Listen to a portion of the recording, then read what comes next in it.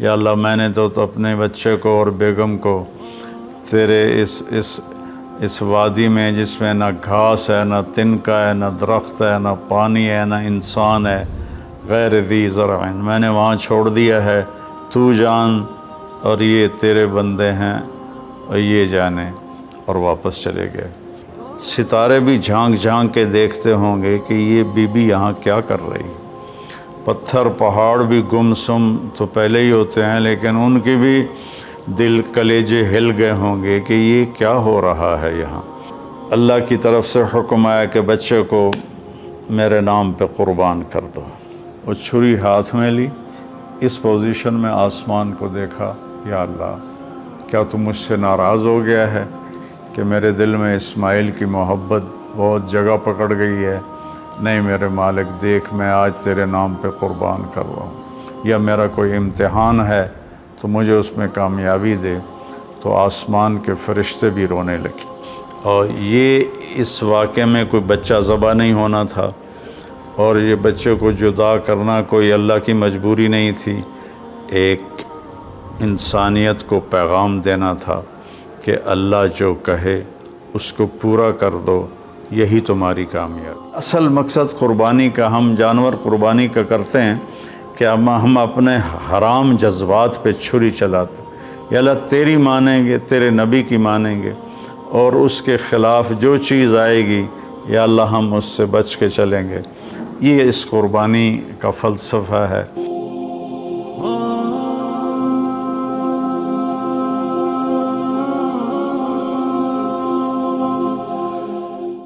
السلام علیکم ورحمۃ اللہ وبرکاتہ۔ بسم اللہ الرحمن الرحیم، والصلاة والسلام علی رسولہ الکریم وعلی آلہ وصحبہ اجمعین۔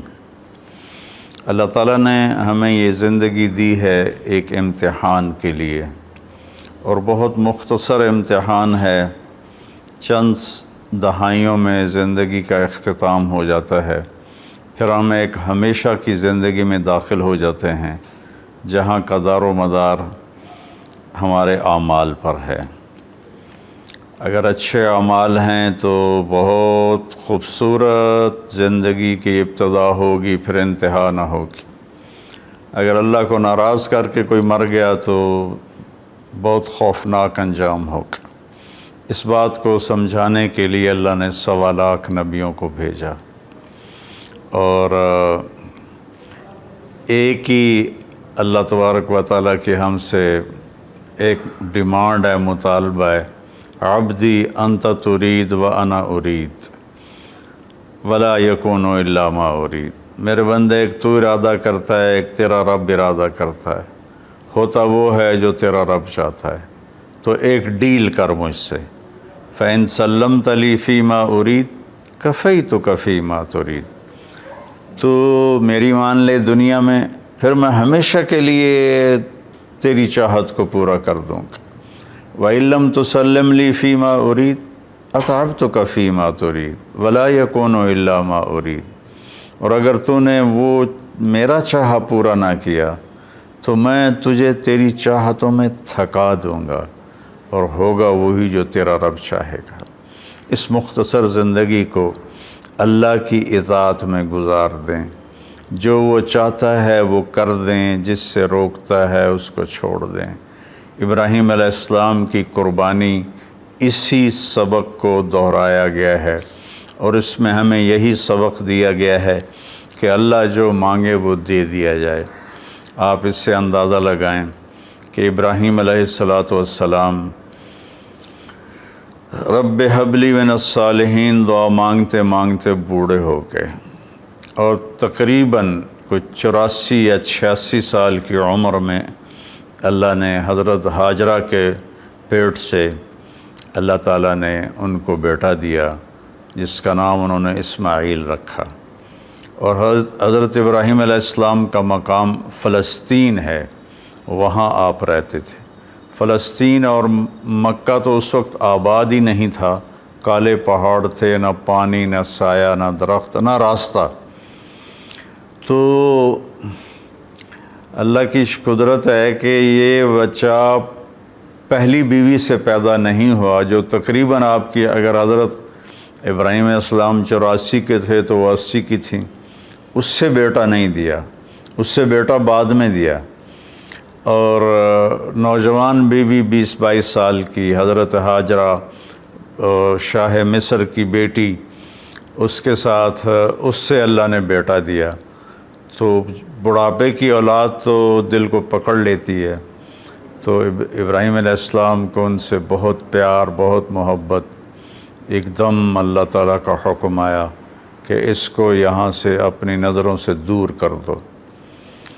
اب کوئی اس کے سامنے انہوں نے لاجک نہیں مانگی، یا اللہ کیا مطلب، کس لیے، کیوں کر رہے ہو، 86 سال کی عمر میں بچہ دیا، اب کہہ رہے ہو آنکھوں سے دور کر دوں۔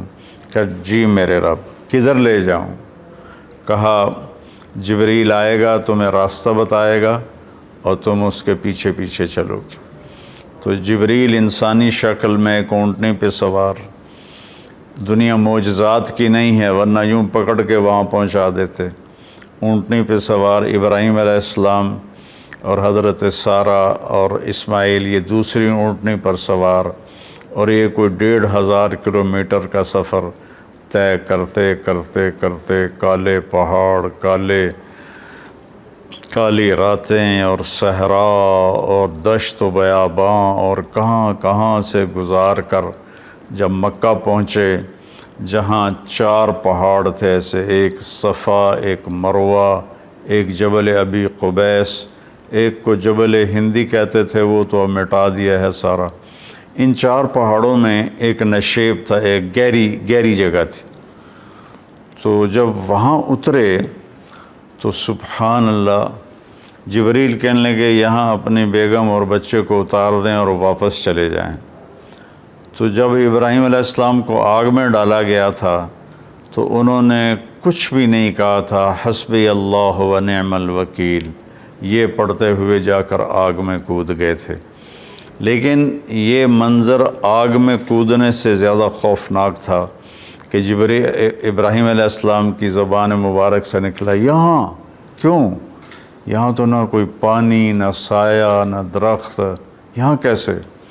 تو جبریل نے عرض کیا کہ آپ کے رب کی منشا ہے کہ یہ اس کو یہیں چھوڑ دیا جائے، اس بچے کی نسل سے آخری نبی پیدا ہوں گے، یہاں یہ اللہ کا گھر بنائیں گے۔ تو جبریل تو 3 دن وہاں، جبریل تو چلے گئے، ابراہیم علیہ السلام نے وہاں ان کے لیے کوئی تھوڑا چھپر وغیرہ یا بنایا یا نہ بنایا، یا کسی کیکر کے نیچے، واللہ عالم، تاریخ خاموش ہے۔ اور وہ وہاں ان کو چھوڑا اور واپس ہو لیے۔ جب واپس ہوئے تو حضرت ہاجرہ کہنے لگیں یہ آپ کدھر جا رہے ہیں؟ اور حکم تھا جواب نہیں دینا، وہ خاموش۔ تو حضرت ہاجرہ بچے کو گود میں لیا ہوا ساتھ ساتھ چل رہی ہیں، وہ اونٹنے کی رسی پکڑ کے پیدل وہ بھی چل رہے ہیں۔ 3 میل تک وہ ساتھ ساتھ چلتی رہیں اور یہی پوچھتی رہیں کہ آپ ہمیں کیوں چھوڑ کے جا رہے ہیں، کہاں چھوڑ کے جا رہے ہیں؟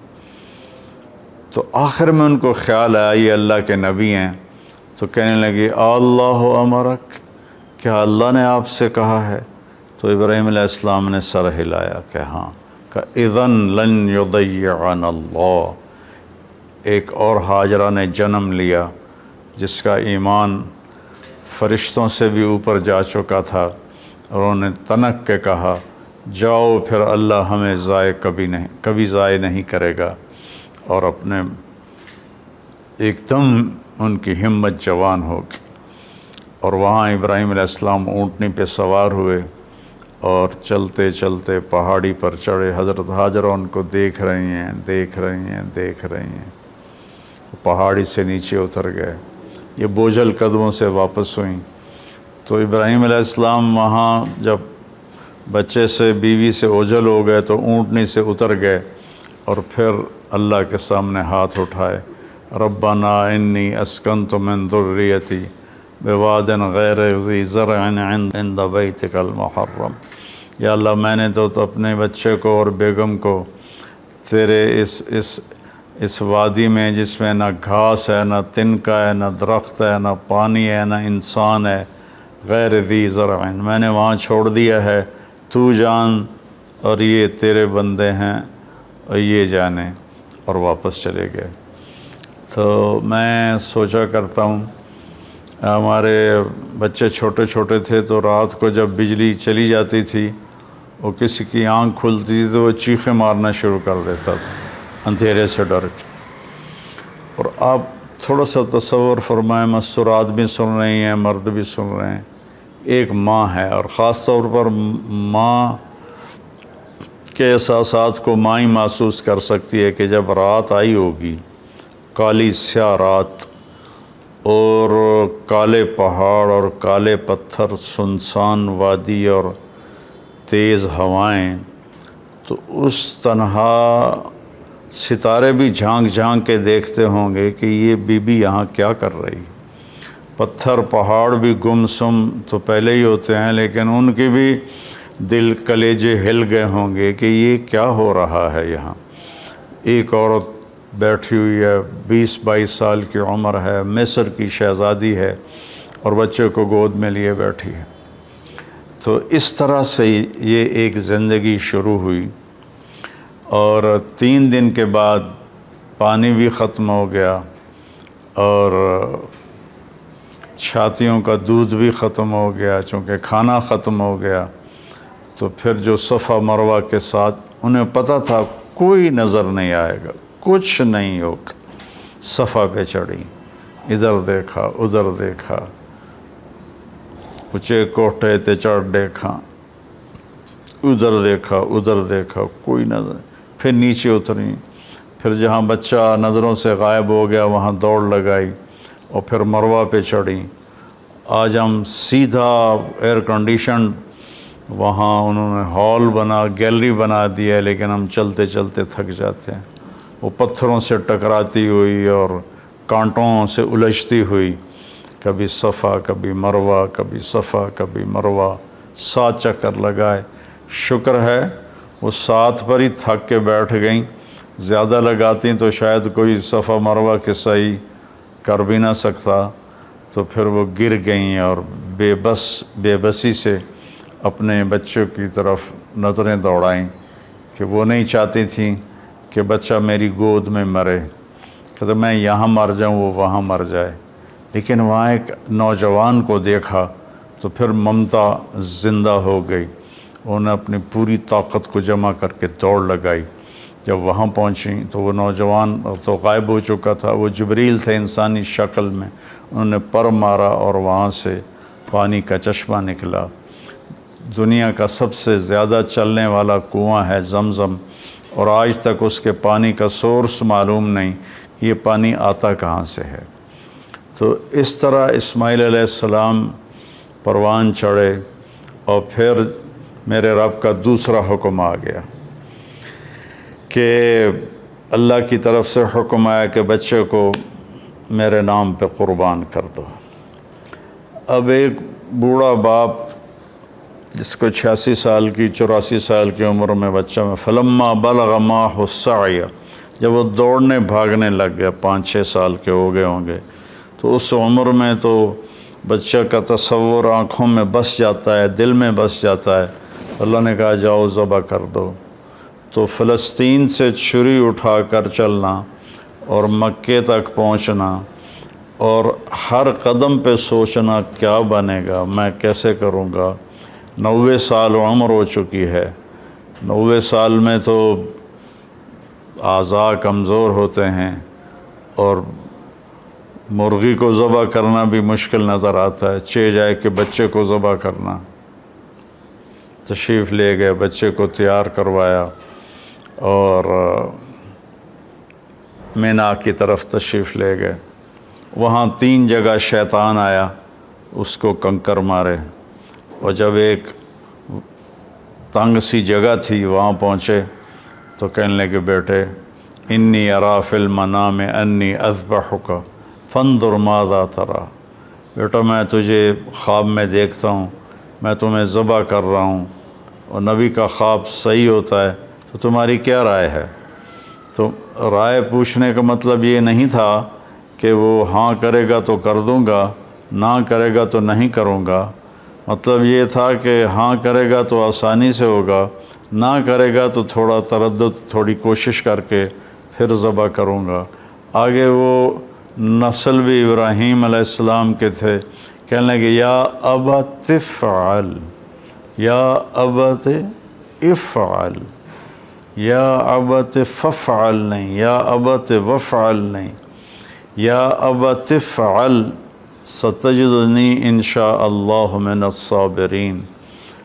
میرے بابا، میرے ابا، میرے باپ، جلدی کر، یا ابت افعل، اس سے مطلب نکلتا ہے جلدی کر، اللہ کے حکم میں دیر کیوں کر رہا ہے؟ ستجدنی انشاء اللہ من الصابرین، آپ مجھے صبر کرنے والا پائیں گے انشاءاللہ۔ تو پھر کہنے لگے میرے ہاتھ پاؤں باندھ دو، آپ کو تکلیف نہ ہو میرے ہاتھ پاؤں کی حرکت سے، اور دوسرا مجھے الٹا لٹا دو تاکہ آپ آنکھوں سے آنکھیں ٹکرائیں تو آپ کا ہاتھ نہ کانپ جائے۔ اور پھر اپنا کرتا اتارا اور کہا یہ کرتا میری ماں کو دے دینا کہ جب میری یاد آئے گی میرے کرتے کو دیکھ کے تسلی پا لے گی، اور آپ نے مجھے یہیں دفن کر دینا ہے۔ اور یہ کہہ کر انہوں نے ہاتھ پاؤں باندھے اور ان کو الٹا لٹایا، اپنی آنکھوں پہ پٹی باندھی اور ان کی کمر پہ گھٹنا رکھا، سر کے بال پکڑ کے اوپر اٹھائی گردن اور چھری ہاتھ میں لی۔ اس پوزیشن میں آسمان کو دیکھا، یا اللہ کیا تو مجھ سے ناراض ہو گیا ہے کہ میرے دل میں اسماعیل کی محبت بہت جگہ پکڑ گئی ہے؟ نہیں میرے مالک، دیکھ میں آج تیرے نام پہ قربان کر رہا ہوں، یا میرا کوئی امتحان ہے تو مجھے اس میں کامیابی دے۔ تو آسمان کے فرشتے بھی رونے لگے۔ 2 دفعہ آسمان کے فرشتے روئے ہیں، ایک جب ابراہیم علیہ السلام کے ہاتھ میں چھری تھی اور اسماعیل کی گردن ایسے اوپر اٹھی ہوئی تھی، اور ایک دفعہ جب طائف میں ہمارے نبی کو پتھر پڑے اور آپ بے ہوش ہو کے گر گئے، تو ایک اس وقت سارے آسمان کے فرشتے روئے۔ یہ کہ اگر اللہ اکبر کہہ کے چھری چلا دی، اللہ نے چھری کو حکم دیا نہیں چلنا، وہ نہیں چلی، دوبارہ چلائی نہیں چلی، سوارہ چلائی نہیں چلی، پھر گئے اور ایک پتھر پہ اس کو تیز کیا، تیز کر کے آئے تو پھر اللہ نے کہا کہ بس اب میرے ابراہیم نے میرا حکم پورا کر کے دکھا دیا، جبریل جنت سے ایک چھترا لے کر جاؤ اور اسماعیل کو نکال لو اور اس کو ڈال دو۔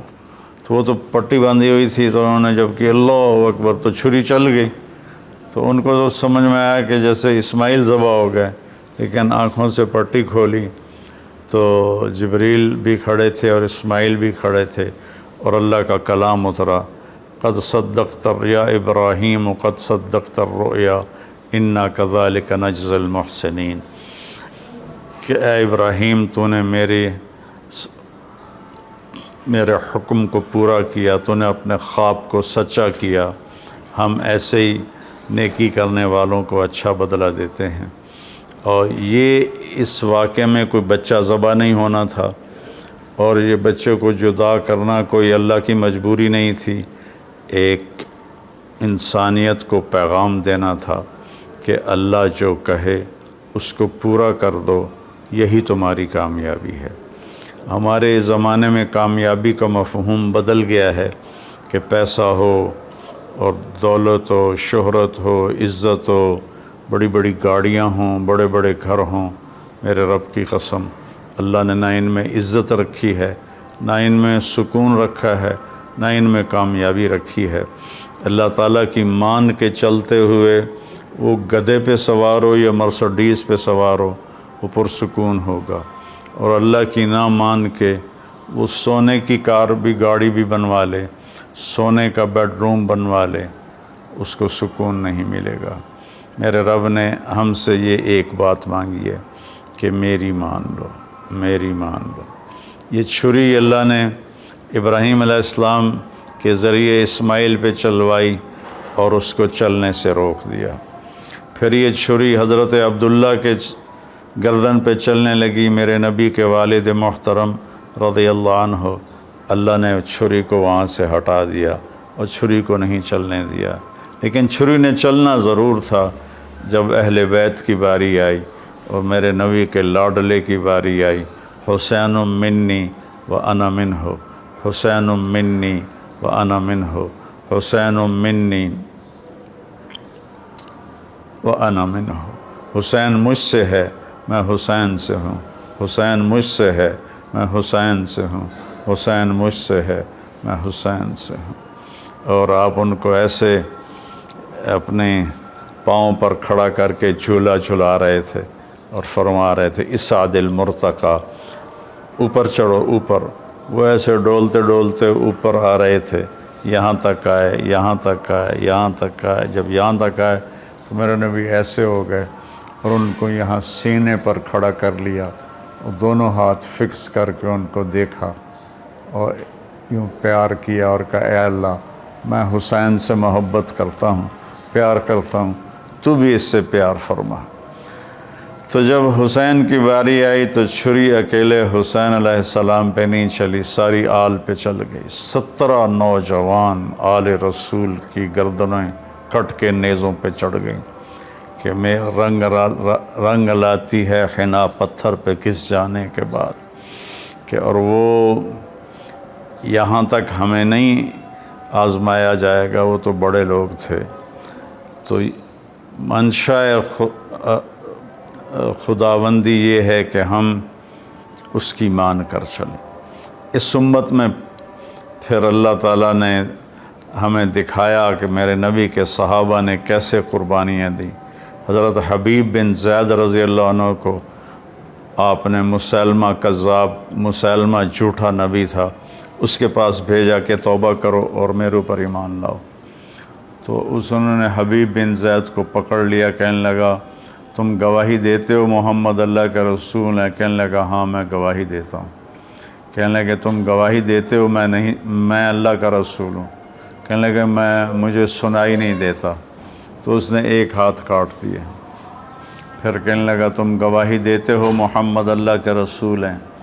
کہنے لگے ہاں میں گواہی دیتا ہوں، محمد اللہ کا رسول ہیں صلی اللہ علیہ وسلم۔ کہا تم گواہی دیتے ہو کہ میں اللہ کا رسول ہوں؟ کہا مجھے سنائی نہیں دیتا۔ اس نے دوسرا ہاتھ کاٹ دیا۔ پھر کہنے لگا تم گواہی دیتے ہو محمد اللہ کا رسول ہے؟ کہا ہاں۔ کہا تم گواہی دیتے ہو میں اللہ کا رسول ہوں؟ کہا مجھے سنتا نہیں۔ انہیں ایک پاؤں کاٹ دیا۔ پھر اس نے کہا تم گواہی دیتے ہو محمد اللہ کا رسول ہے؟ کہنے لگے ہاں۔ تم گواہی دیتے ہو میں اللہ کا رسول ہوں؟ کہنے لگے سنائی نہیں دیتا۔ تو اس نے دوسرا پاؤں بھی، دونوں ہاتھ کاٹ دیے، دونوں پاؤں کاٹ دیے۔ پھر کہنے لگا بتاؤ تم میری رسالت کی گواہی دو۔ کہا میں سنتا نہیں، تو گوشت کی بوٹی اتار دی۔ پھر کہا تم کہو میں اللہ کا رسول ہوں۔ کہا مجھے سنتا نہیں، تو گوشت کی بوٹی اتار دی۔ کرتے کرتے کرتے پورا گوشت زندہ کی بوٹیاں کاٹ کے تڑپا کے ان کو شہید کیا۔